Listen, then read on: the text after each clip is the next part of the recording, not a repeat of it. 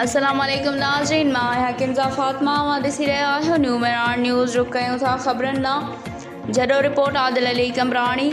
जॾो भाॼियुनि जा रेट आसमान ते वञी लॻा, ग़रीब मज़दूर माण्हू परेशान। इंतिज़ामिया निंड सुतल। इंतिज़ामिया में मार्केट कमेटी जी लापरवाही। मुनाफ़िया खोरनि ग़रीबनि खे ॿिन्ही हथनि सां लुटण लॻा। मुर्गी ऐं वॾे जो गोश्त अॻे ई ग़रीबनि ऐं मज़दूरनि जी पहुच खां परे हो, हाणे सब्ज़ी लाइ बि परेशान आहिनि। जॾो भाॼियुनि जा रेट आसमान सां ॻाल्हियूं करण लॻा, जिन में आलू 150 रुपया किलो, वाङण 250 रुपया किलो, मेहा 300 रुपया किलो, तोरी 150 रुपया किलो, लौकी 350 रुपया किलो, टमाटा 180 रुपया किलो, साई मिर्च 400 रुपया किलो, लीमो 500 रुपया किलो, अदरक 600 रुपया किलो, थूम 400 रुपया किलो, खीरा 300 रुपया किलो, बंद गोभी 250 रुपया किलो।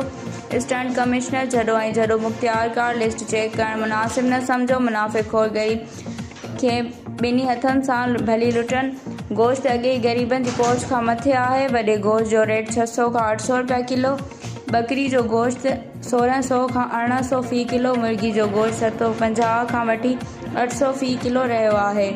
त जीअं ॿियनि शहरनि जा भाॼियुनि जा रेट ऐं गोश्त जा रेट तमामु घटि आहिनि। जॾो स्टंट कमिश्नर जॾो खे सख़्तु नोटिस वठणु घुरिजे।